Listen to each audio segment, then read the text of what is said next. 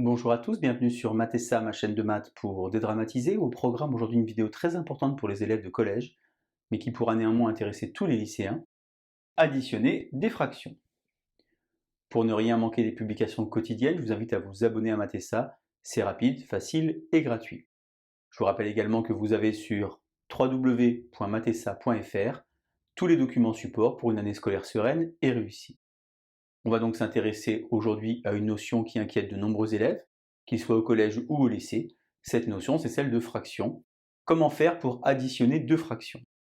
On a donc A, B et C qui sont trois nombres non nuls. A sur B plus C sur B est égal à A plus C sur B. En d'autres termes, lorsque j'ajoute deux fractions qui ont le même dénominateur, il me suffit alors d'ajouter les numérateurs. Ce qui fonctionne pour addition fonctionne également pour soustraction. Et si les fractions ne sont pas au même dénominateur, il faut alors transformer l'écriture en simplifiant les fractions ou éventuellement les multipliant. Je vous insère le lien vers la vidéo si vous voulez vous entraîner. Regardons ensemble ce que ça donne sur quelques exemples. 1 tiers plus 7 tiers. J'ai donc ici le même dénominateur, le nombre qui est en bas. Et bien si j'ajoute, j'obtiens alors 8 tiers. 5 septièmes moins 4 septièmes. Je vais donc soustraire les numérateurs. 5 moins 4, ça fait donc 1 septième. J'ai ici un entier qui s'appelle 1, et ici une fraction qui s'appelle 3 quarts. Il faut donc que je fasse 1 plus 3 quarts, mais si j'ai 1, c'est comme si j'avais 4 sur 4, puisque 4 divisé par 4, ça fait 1. Et donc maintenant je peux ajouter, car j'ai les mêmes dénominateurs ici, et j'obtiens alors 7 quarts. Ici, j'ai deux fractions avec des dénominateurs qui ne sont pas les mêmes, mais qui sont multiples l'un de l'autre. J'ai donc une seule des deux fractions à multiplier, c'est celle-ci. Je vais faire x2 pour me ramener à une fraction sur 4. Ici, je conserve mon 5 quarts. Et ici, en faisant x2, eh bien, 1 fois 2, 2. Alors j'ajoute et j'obtiens 7 quarts. Ça, c'est ce qu'on apprend en classe de 5e. En classe de 4e, on passe à l'addition de fractions avec deux dénominateurs qui n'ont pas de lien l'un avec l'autre. Il faut donc ici croiser les dénominateurs, en d'autres termes faire 3 fois 4, ici, et 4 fois 3 ici. Si je fais x 4, je vais avoir 4, et si je fais x 3, je vais avoir 3. 4 et 3, j'obtiens alors 7 douzièmes.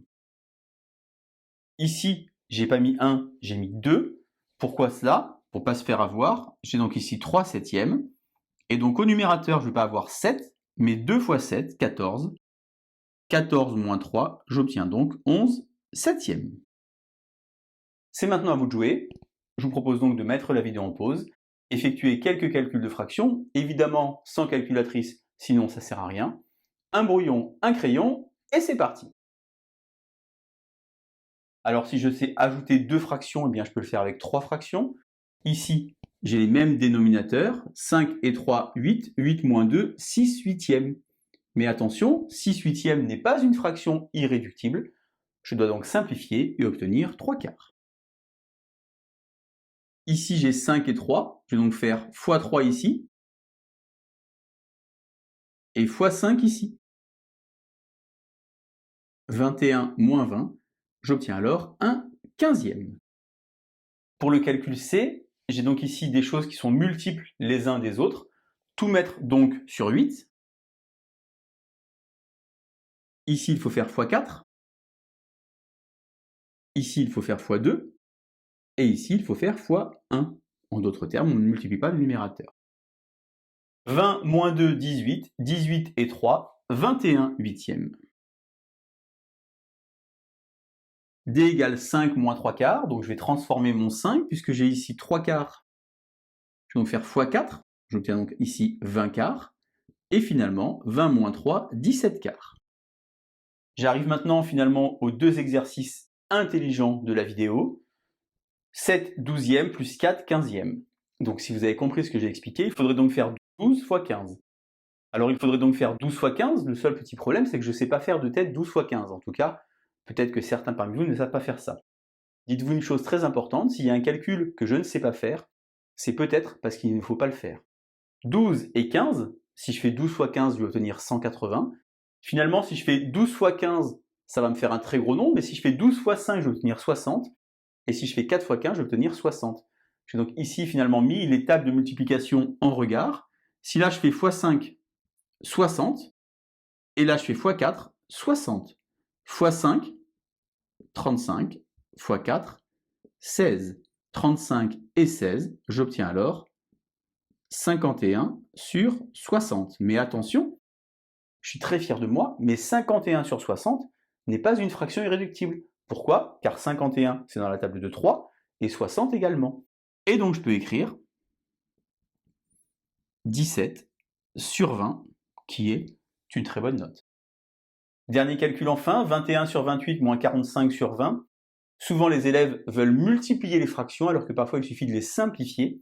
Par exemple, 21 et 28 sont deux nombres qui sont dans la table de 7, donc écrire 3 quarts. 45 et 20 sont tous les deux dans la table de 5. Je vais donc avoir comme ceci 3 quarts moins 9 quarts. J'obtiens alors moins 6 quarts. Vous obtenez alors une fraction avec un nombre négatif qu'on voit en classe de quatrième. Mais moins 6 quarts n'est pas une fraction irréductible. Et je simplifie alors en moins 3 demi. Le moins peut être mis au numérateur, au dénominateur ou bien devant la fraction. Voilà donc comment faire pour additionner des fractions. Il faut évidemment maîtriser le calcul mental. Je vous laisse vous entraîner et je vous dis à bientôt sur Math et ça.